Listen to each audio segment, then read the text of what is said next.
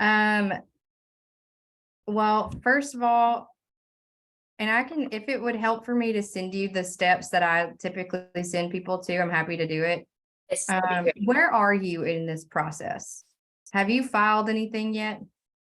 Not yet. No, we held off to talk to SCORE and you.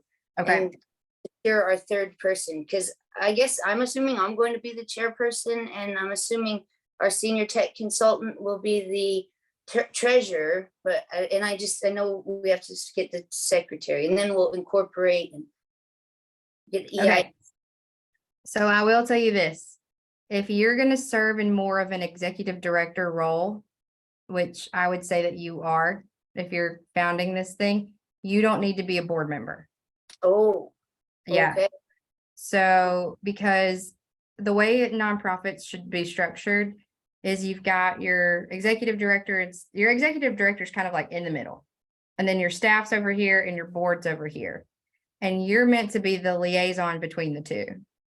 So really, the board of directors are technically not as a startup, but in the future, let's say like it's time for you to step down and it's time to hire somebody else, your board of directors would handle that process.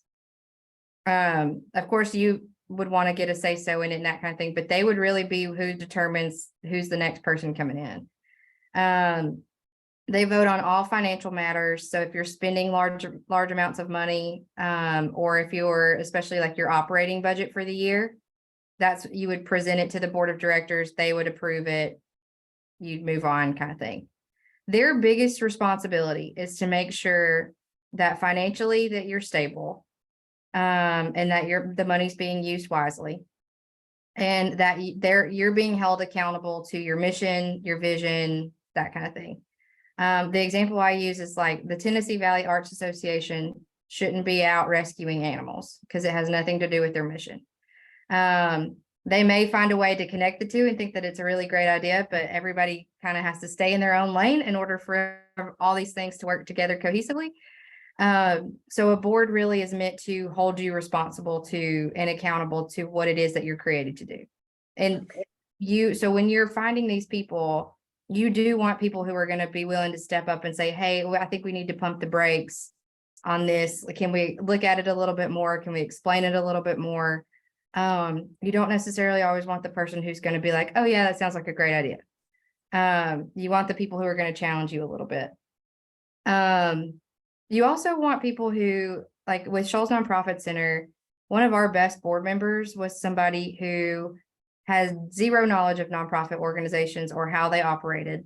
But he was interested and willing to learn. And he ended up bringing in more money for us than any other board member, because we were able to coach him on how to talk about it. And so he was willing to go out in the community and willing to seek things out. So it may not always be the people who are super knowledgeable about what you're doing yet, but the people who are willing to learn. So if you can give them talking points and trust them to take it and run, those are the types of people that you also want on your board too. So, yeah, I would say that however you list yourself, which if I were you, I would make myself an executive director. Instead of initially. Yep. And okay. Yep. I would start out as an executive director. If your tech person is acting more as a staff person, then they technically wouldn't be a board member either. Depends on how you're utilizing that person. But your board is kind of like a governing entity is really how that works in the nonprofit world. And then you as the executive director would be the liaison between your staff, and the people doing the work, and the board, who are kind of leading and governing in a certain way. So you would go to board meetings, speak at board meetings, that kind of thing, but you wouldn't necessarily be a voting member of the board. That would be up to them. That's really kind of how that should look. So, and an easy way to look at it too is like with the university. So UNA, our president does not sit on our board of trustees, but he's a liaison for the rest of the university with our board of trustees. And so he speaks, he reports at board meetings, he speaks on behalf, he gives us reports from board meetings. But he is not a governing body of our board of trustees. So, and that's kind of what that looks like with an executive director. The reason I recommend that you go ahead and just make yourself an executive director is because if you do get to a point of being able to hire people, then that gives you a chance to hire a director of something, a director of something else. You're the executive, but then you can have directors of these other things underneath you, depending on how you want to structure yourself. Okay. So that's my recommendation. That's what I would do. But It yeah, seems like a daunting task finding a board, that like I have to find people that'll get along and can rely on to make the decisions to keep our goals at the forefront, right?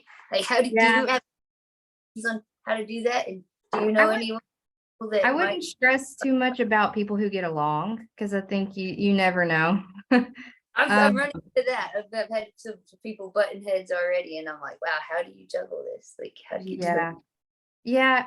If you have a couple of people too who are in it, kind of like the couple of people you mentioned at the beginning, ask them if they know of somebody who, if they're willing to leave their jobs, they probably have a circle of connections that they can access that might be willing to be a board member.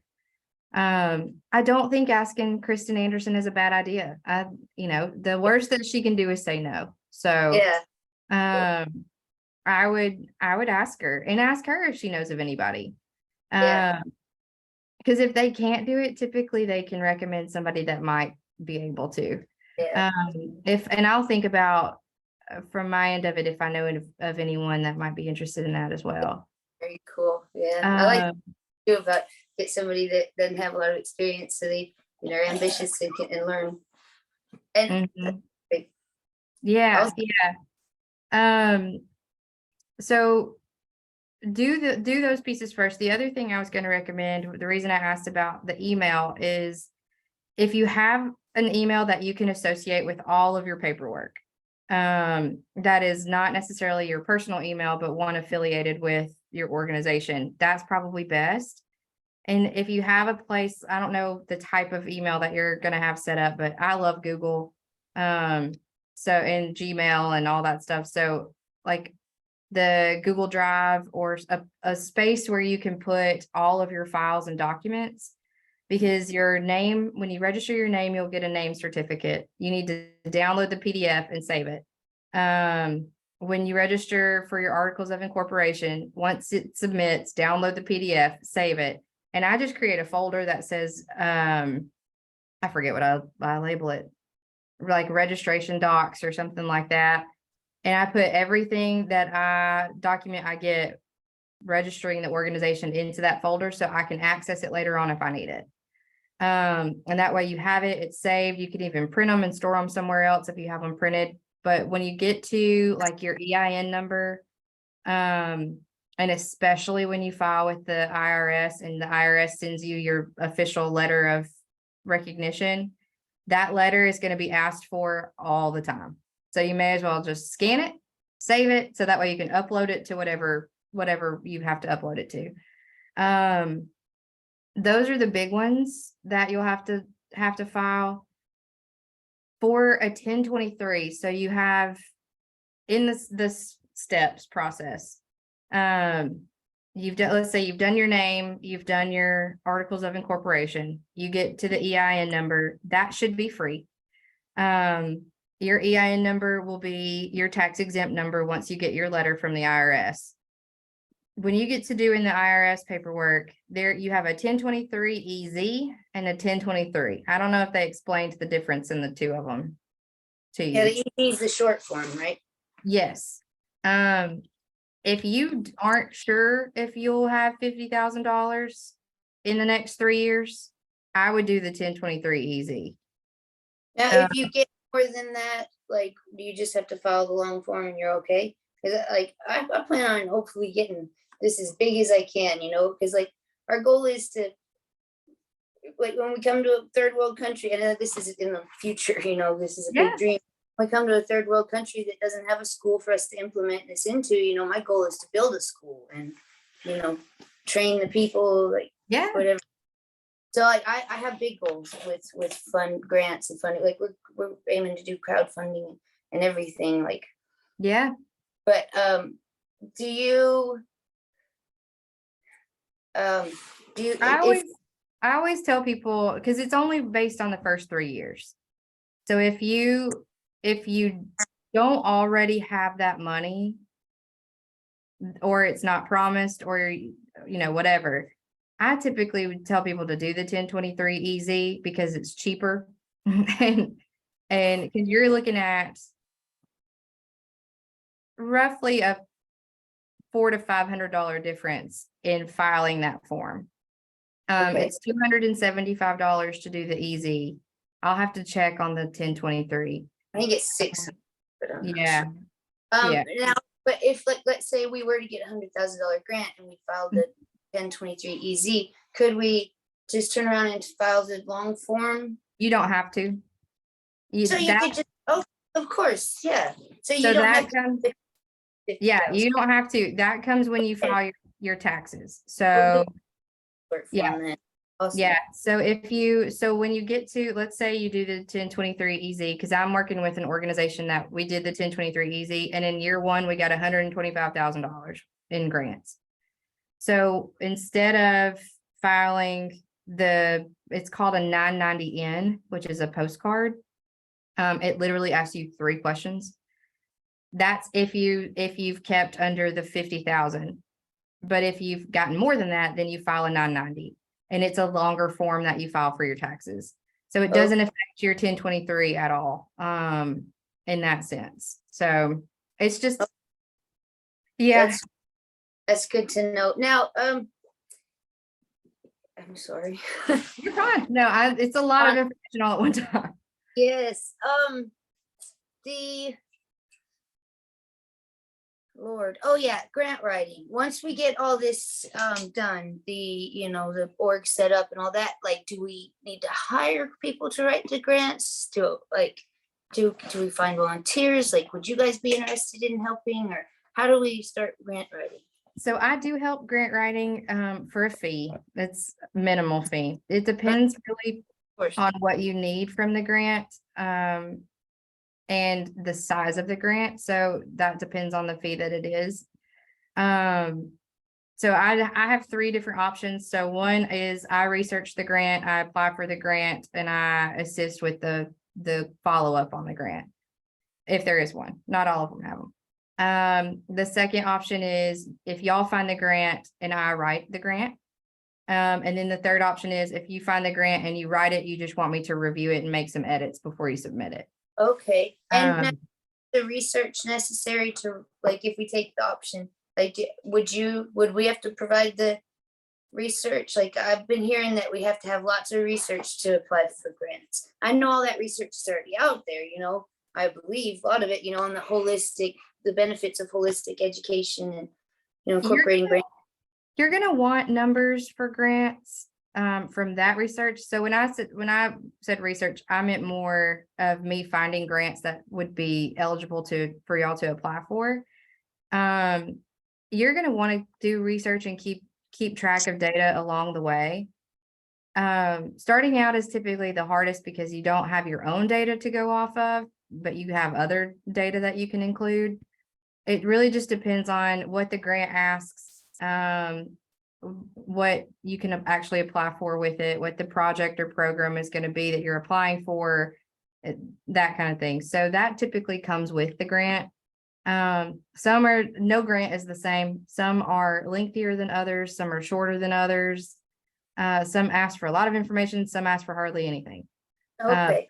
Some have reporting to it. Some don't have reporting to it. So it really just depends on what the grant itself is.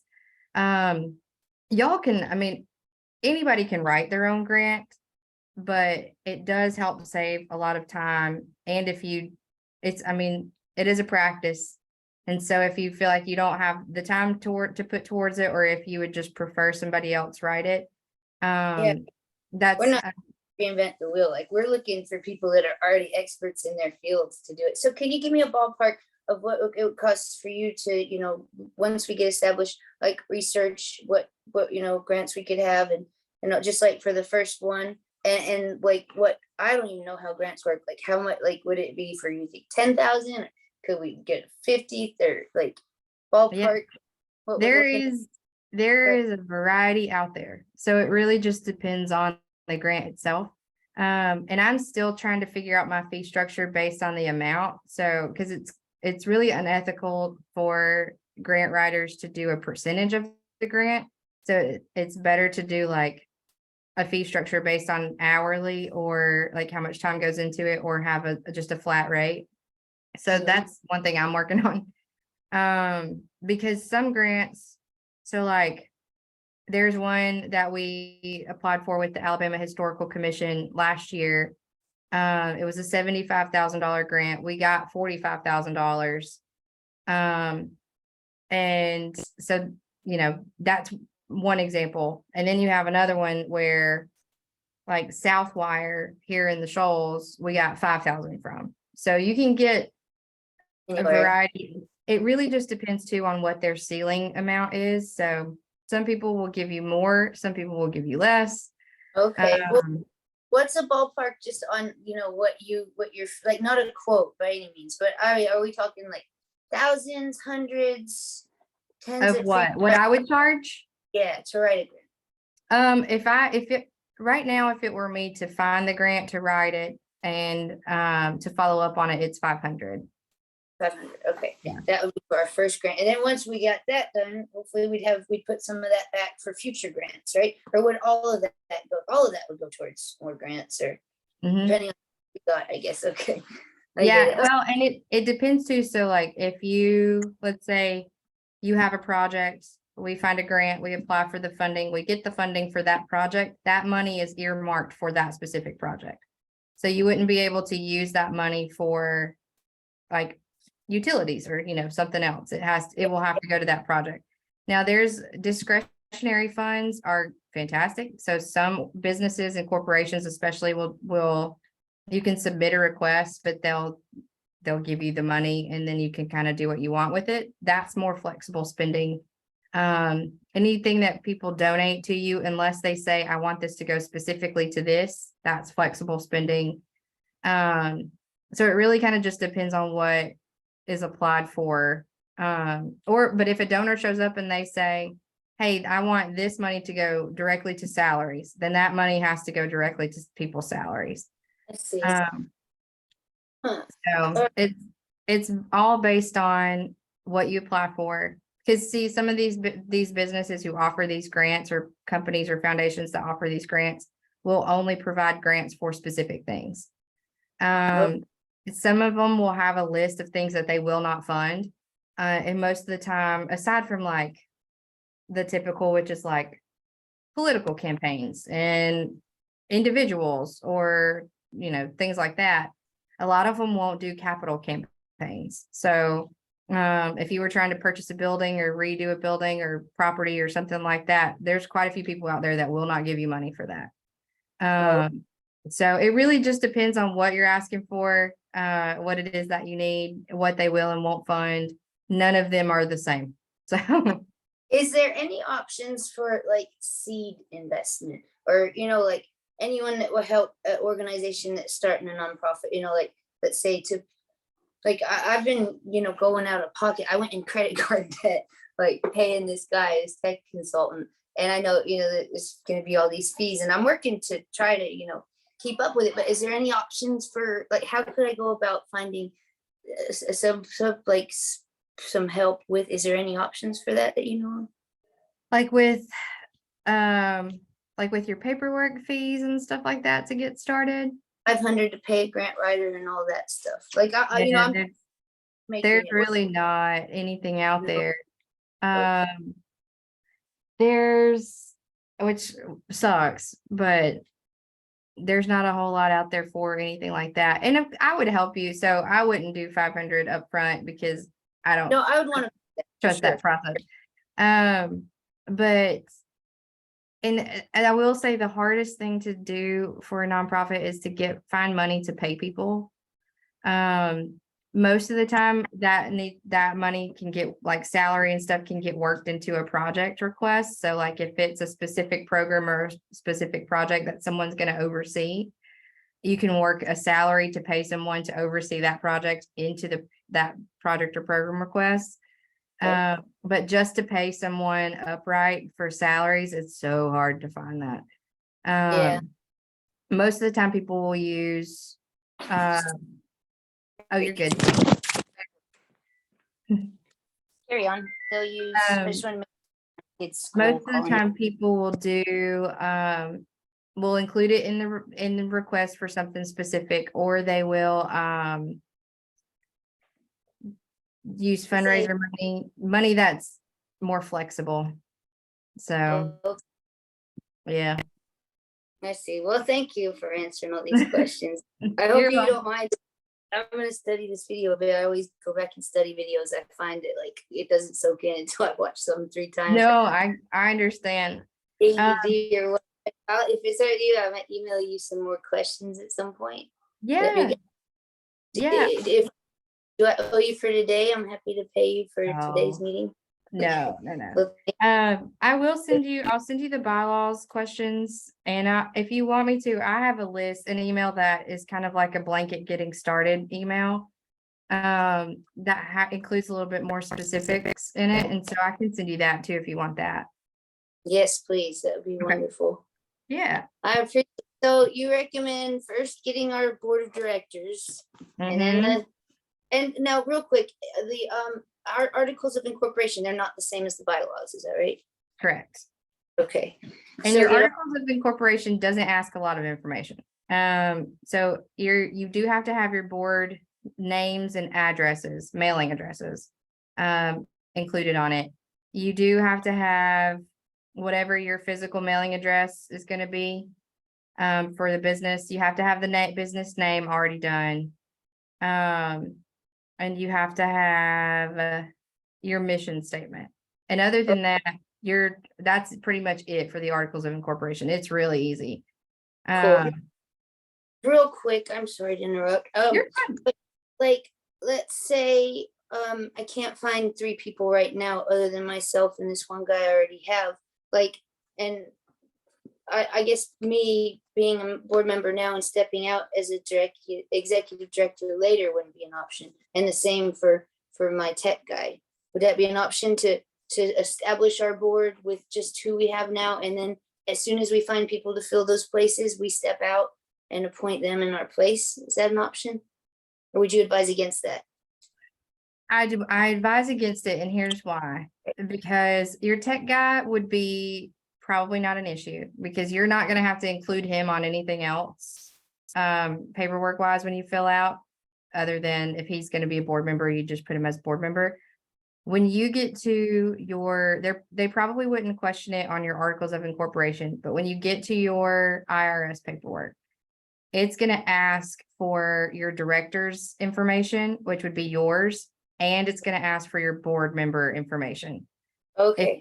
If you're on there twice, it's likely the IRS will flag it and they'll come back and say, hey, you got to fix this. I see.